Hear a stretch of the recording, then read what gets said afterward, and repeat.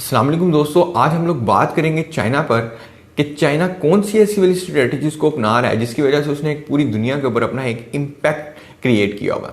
तो इससे पहले कि हम लोग इस वाली वीडियो की तरफ चलें, काइंडली आप मेरे वाले चैनल को सब्सक्राइब करें, इसे लाइक करें ताकि आने वाली वीडियोज़ को आप टाइम से रिसीव कर सकें। अब यहाँ पर दोस्तों हम लोग सबसे पहले बात कर लेते हैं इंटेलेक्चुअल थेफ्ट की। एक्चुअली में इंटेलेक्चुअल थेफ्ट होता क्या है कि कोई भी टेक्नोलॉजी जो सी किसी भी मुल्क के अंदर लॉन्च की जाती है, चाइना उसको कॉपी कर लेता है। यानी कि इसके यहाँ पर मैं चाइना को ये भी कह सकता हूँ कि चाइना एक कॉपी कैट है। अब मान लें जैसे कि हम लोग यहाँ पर यूट्यूब यूज़ करते हैं तो वहाँ पर वो इस वाली टेक्नोलॉजी को लॉन्च ही नहीं होने देते। वहाँ पर उनका एक अपना यूट्यूब है जिसको कहेंगे योको। अब पूरी दुनिया के अंदर अमेजोन चल रहा है जबकि वहाँ पर अलीबाबा चल रहा है। अब इसी तरीके से यहाँ पर फेसबुक चल रहा है और वहाँ पर वाइबो चल रहा है। अब इस तरह की काफ़ी सारी चीज़ें हैं जो चाइना कॉपी कर लेता है। अब यहाँ पर एक चीज़ मैं आप लोगों को ये भी बताऊं कि अगर आप लोगों ने कोई टेक्नोलॉजी इन्वेंट कर लिया, मिसाल के तौर पर आपने कोई कार बना लिया या फिर कोई ऐसा पार्ट जो सा आगे पहले इस दुनिया के अंदर नहीं मौजूद था और वो अगले आने वाली जो सी चीज़ें हैं उनके अंदर काफ़ी बेहतर परफॉर्मेंस दे सकता है, तो जैसे ही आप ये चाहेंगे कि आप ये वाला कारोबार जो सा है वो चाइना ले जाके कर सकें, तो चाइना को आपको अपनी इस टेक्नोलॉजी को सेल करना पड़ेगा। बल्कि सेल क्या दोस्तों, आप लोगों को ये वाली चीज़ उनको फ्री में हैंड ओवर करनी पड़ेगी। ये स्ट्रेटजीज हैं चाइना की। अब ये तो हो गया दोस्तों इंटेलेक्चुअल प्रॉपर्टी थेफ्ट।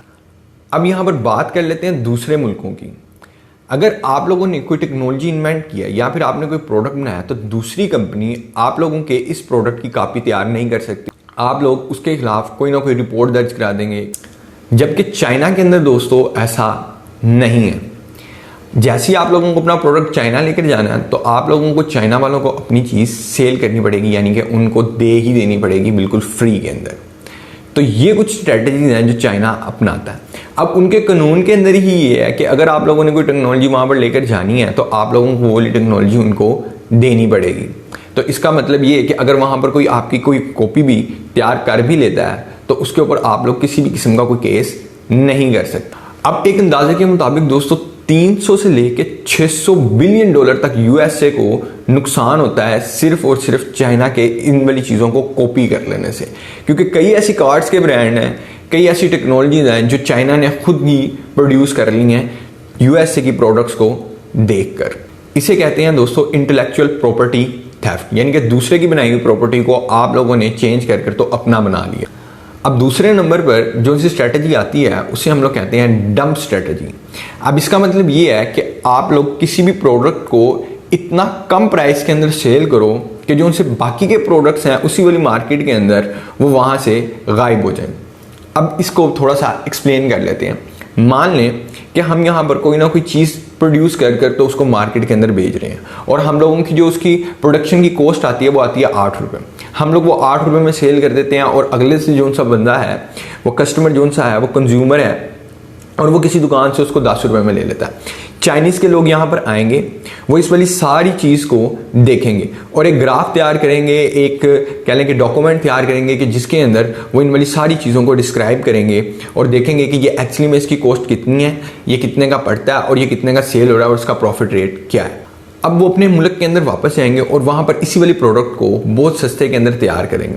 एक्चुअली में दोस्तों वो सस्ते के अंदर तैयार नहीं करते, उनको भी कॉस्ट इतनी ही पड़ रही होती है, लेकिन उनकी जो हुकूमत है वो उनको इस वाली चीज़ के अंदर सपोर्ट करती है कि अगर आप अपनी ये वाली चीज़ दूसरे मुल्कों के अंदर जाकर सेल करोगे तो हम लोग आपको इसके ऊपर प्रॉफिट देंगे। यानी कि प्रॉफिट जो सी है वो उनको हुकूमत दे देती है, जिसकी वजह से दूसरे जो सी मुल्क के अंदर जो सी हमारी चीज़ें तैयार हो रही होती हैं उनके मुकाबले में इनकी प्राइसेस काफ़ी लो होती हैं। अब क्योंकि चाइना की प्राइस जो है वो काफ़ी कम हो जाती है, जब कंज्यूमर मार्केट के अंदर उस वाली चीज़ को खरीदने के लिए आता है तो उसको समझ में आता है कि अगर मैं पाकिस्तानी चीज़ लूँगा तो मुझे 10 रुपये पे करने पड़ेंगे और अगर मैं चाइनीज़ चीज़ लूँगा तो मुझे उसके ऊपर 7 रुपये पे करने पड़ेंगे। तो बिल्कुल एक कॉमन सी बात है कि मैं वो 7 रुपये वाली चीज़ ही खरीदूँगा। अब इस तरह से जब 2 या 3 साल गुजर जाते हैं और प्रोडक्ट जो सा है वो चाइना का ही सेल होता है तो जो सा पाकिस्तान की जो सी कंपनीज होंगी या फिर दूसरे मुल्क की जो सी कंपनीज होंगी वो दोस्तों ऑटोमेटिकली बंद हो जाएंगी। अब उसके बाद जब ये कंपनीज बंद हो जाएंगी तो जाहिर सी बात है वहाँ का जो सा इलाका, वहाँ के जो से लोग हैं जिन्होंने इस वाले प्रोडक्ट को यूज़ किया है उनको ये वाला प्रोडक्ट दोबारा चाहिए होगा। अब इस तरह से जो चाइना है दूसरे मुल्कों को अपने ऊपर डिपेंडेंट बनाता है कि वो आकर उससे ये वाली चीज़ खरीदें। अब यहाँ पर देख लेते हैं कि बाकी वाले मुल्कों के साथ उसने ये वाली हरकत कहाँ कहाँ पर की है। दोस्तों ऑस्ट्रेलिया के अंदर स्टील के जो इंडस्ट्री है उसके अंदर डंपिंग करने की कोशिश की गई है चाइना की तरफ से, लेकिन अब ऑस्ट्रेलिया इस चीज़ को देख रहा है और दूसरी तरफ यूरोपियन यूनियन ने इसका बॉयकॉट किया और चाइना से जितना भी स्टील आ रहा था उसके ऊपर काफ़ी सारे टैक्स लगाए हैं ताकि हम लोग इस वाली चीज़ को कंट्रोल कर सकें। यही नहीं दोस्तों, बल्कि इससे आगे बढ़ते हुए चाइना एक प्रोडक्ट लॉन्च करने जा रहा है इंडिया के अंदर जो एक्चुअली में मेडिसिन है। अब वो मेडिसिन ऐसी है कि वो इंडिया की समझ लें कि सबसे ज़्यादा पॉपुलर मेडिसिन है। अब उसी को प्रोड्यूस करने लग गया चाइना और चाइना अब इसके अंदर भी डंपिंग करेगा। लेकिन यहाँ पर अच्छी बात यह है कि इंडिया वाले इस वाली चीज़ के ऊपर नज़र भी रखे हुए हैं कि इसको किस तरीके से कंट्रोल करना है। अब हम लोग बात करेंगे करेंसी मैनिपुलेशन की। एक्चुअली में अगर आप लोग चाइना की ट्रेड देखो तो आप लोगों को ये पता चलेगा कि पूरी दुनिया के अंदर सबसे ज़्यादा चीज़ों को सेल कर रहा है दूसरों की मार्केट के अंदर आकर। जब कोई मुल्क इतना ज़्यादा तरक्की याफ्ता है कि उसकी एक्सपोर्ट इतनी कुछ ज़्यादा है इंपोर्ट की निस्बत, तो उसको डेफिनेटली तरक्की करनी चाहिए और उसकी जो सा करेंसी रेट है वो भी ऊपर की तरफ जाना चाहिए। लेकिन चाइना जानबूझकर अपनी जो सी करेंसी है वो 20 to 30% लो रेट के ऊपर बेचता है और ख़रीदता है। एक्चुअली में ऐसा क्यों है? ताकि वो डॉलर की निस्बत अपनी वाली करेंसी को लो रख सके और जो उनसे भी लोग उस वाले प्रोडक्ट को खरीदें उनको वो काफ़ी सस्ते के अंदर पड़े।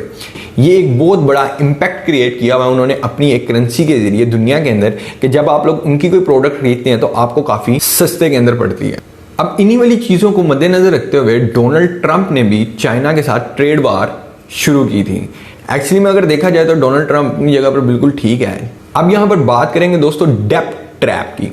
अब एक्चुअली में इसके अंदर होता क्या है दोस्तों, चाइना हर एक मुल्क जो गरीब है उसको पैसे देता है और वो ये जानता है कि ये बदले के अंदर हम लोगों को ये वाले पैसे वापस नहीं कर सकेंगे, तो उसने जिस जगह पर इन्वेस्ट किया होता है वो कुछ अरसे के बाद वो वाली चीज़ को अपने अंडर ले लेता है।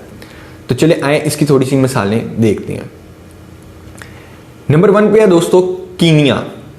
अब कीनिया में पोर्ट है एक जिसका नाम है मुम्बासा। अब उस मुम्बासा के अंदर चाइनीज़ ने सबसे पहले इन्वेस्ट किया था और उसके बाद जो कीनिया है वो उनके पैसे वापस नहीं कर सका, तो अब चाइना ने उसको 99 ईयर्स के लिए लीज के ऊपर ले लिया। अब वो उस वाली पोर्ट को अपनी आर्मी के लिए यूज़ कर सकता है, अपनी ट्रेड के लिए यूज़ कर सकता है, यानी कि कोई भी चीज़ वो वहाँ पर उसके साथ कर सकता है, वो जो चाहे वो बेहतर है वो वहाँ पर कर सकता है। अब दोस्तों बात कर लेते हैं मालदीव्स की। मालदीव्स के अंदर एक आइलैंड है जो पूरे का पूरा चाइना ने खरीद लिया। अब ये भी यहाँ पर भी दोस्तों यही वाली स्ट्रैटेजीज अपनाई गई हैं। चाइना ने बहुत भारी रकम मालदीव्स को दी थी। अब मालदीव्स के पास पैसे नहीं है कि वो उनको रिटर्न कर सकें, तो उन्होंने बदले के अंदर उनकी वो वाली ज़मीन को अपना बना लिया। अब ये भी एक स्ट्रैटेजी है दोस्तों चाइना की कि वो चाइना बहुत सारे कर्जे देता है और उसके बदले के अंदर फिर उनसे वही वाली चीज़ अपनी बना लेता है। अब मेन जो सा पार्ट है दोस्तों, जो यहाँ पर मेन फोकस करने वाला पार्ट ये है कि चाइना हमेशा ज़्यादा से ज़्यादा पोर्ट्स के ऊपर इन्वेस्ट करता है। आप यहाँ पर एक नक्शा देख सकते हो कि चाइना ने ज़्यादातर पोर्ट्स के ऊपर इन्वेस्ट किया है। मान लें कोई एक मुल्क था उसकी जो सी स्ट्रेटेजिक पोजीशन थी वो बहुत ज़्यादा अच्छी थी, तो चाइना ने वहाँ पर पोर्ट बनाने के लिए पैसे दिए। अब जब चाइना ने कहा कि जनाब हमारे पैसे दें, तो उन्होंने कहा कि जनाब हमारे पास पैसे तो नहीं है, तो फिर उन्होंने उसको अपनी वो वाली पोर्ट जो उनसी है सेल कर दी। इसी तरीके से काफ़ी सारी चीज़ें हैं जो उनसे आप लोगों को इंटरनेट के ऊपर मिल जाएंगी कि किस तरह से चाइना जो उनसा है पहले मदद करता है और उसके बाद वो वाली चीज़ जहाँ पर उसने मदद की होती है वो अपनी बना लेता है। अब यहाँ पर बात कर लेते हैं सी पैक की। अब ये जो उनसा रोड है दोस्तों, यहाँ पर भी यही वाली चीज़ डिस्कस की जा रही है कि चाइना जो इन वाले सारे रोडों पर और इन वाले सारे मुल्कों पर जहाँ जहाँ से ये वाला रोड गुजर रहा है उनके ऊपर कब्जा कर लेगा। वैसे तो दोस्तों ये वाली चीज़ होने वाली बड़ी मुश्किल है, लेकिन अगर पिछले वाली सारी चीज़ को देखा जा सके तो हम लोग ये वाली चीज़ की प्रेडिक्शन कर सकते हैं कि वाकई में ऐसा हो सकता। अब बात कर लेते हैं दोस्तों डिक्टेटरशिप की। एक्चुअली में चाइना में जो उनकी हुकूमत है इनके खिलाफ कोई ओपोजिशन है ही नहीं, वहाँ पर कोई भी फ्री मीडिया है ही नहीं। तो इसका मतलब ये है कि वो जो चाहे वहाँ पर कर सकते हैं, वो जिस चीज़ में चाहे अपना इन्वेस्ट कर सकते हैं और जहाँ से चाहें कुछ चीज़ निकाल सकते हैं, किसी भी बंदे के साथ कुछ भी कर सकते हैं, क्योंकि वहाँ पर ओपोजिशन है ही नहीं जो उनकी उन लोगों को किसी ना किसी चीज़ से रोक सके। तो सारे का सारा चाइना सिर्फ एक डिक्टेटरशिप की जो हुकूमत है उसी के साथ चल रहा है। अब यहाँ पर दोस्तों बात कर लेते हैं मेरे ओपिनियन की। एक्चुअली में अगर आप दूसरे मुल्कों के अंदर हों और आप चाइना के साथ इस वाली चीज़ को कंपेयर करें तो आपको ये फील होगा कि वाकई में हमारी कंट्रीज़ के साथ बुरा किया जा रहा है। लेकिन अगर आप लोग चाइनीज़ हैं और चाइनीज़ की जगह पर खड़े होकर सोचें तो वाकई में ये वो स्ट्रेटजीज हैं जिसको अपना कर आप लोग इस पूरी दुनिया के ऊपर हुकूमत कर सकते हैं। अब अगर आप लोग देखें तो सारी की सारी पोर्ट जोन्स हैं, जो स्ट्रेटेजिक पोर्ट्स हैं, जो काफ़ी ज़्यादा अच्छी जगह पर हैं, वो सारी की सारी चाइना ने अपनी साइड के ऊपर ले ली है। खुद चाइना ने जहाँ जहाँ पर इन्वेस्ट किया हुआ वो वाली जगह अपने अंदर ले ली हैं। अब वो पूरी दुनिया के अंदर ट्रेड कर रहा है। कई ऐसी कंपनीज हैं जो उसने बंद करवा दी हैं सिर्फ अपने इस ट्रेड की वजह से। तो ये काफ़ी अच्छे पॉइंट्स हैं एक मुल्क के लिए कि अगर वो तरक्की करना चाहता है। हाँ, मैं ये जानता हूँ दोस्तों कि ये वाली चीज़ें काफ़ी हद तक बुरी हैं, लेकिन अगर अपने ही मुल्क की तरफ से अगर आप इस वाली स्ट्रैटेजीज को अपनाएं तो ये काफ़ी हद तक ठीक भी हैं। आई होप कि दोस्तों आप लोगों को ये वाली वीडियो अच्छी लगी होगी और आप लोगों को ये चीज़ समझ में आई होगी कि चाइना एक्चुअली में कौन सी ऐसी स्ट्रैटेजीज को अपना रहा है जिसकी वजह से वो पूरी दुनिया के ऊपर छाता ही चला जा रहा है। अगर आप लोगों को दोस्तों मेरी ये वाली वीडियो अच्छी लगी है तो इसे लाइक करें, शेयर करिए और कमेंट में मुझे बताइए कि कौन सा ऐसा पॉइंट है जो यहाँ पर मैं मिस करके गया हूँ, या फिर कौन सा ऐसा पॉइंट है जो आप लोग चाहते हैं कि मैं अगली आने वाली वीडियोज़ के अंदर आप लोगों के साथ डिस्क्राइब करूँ।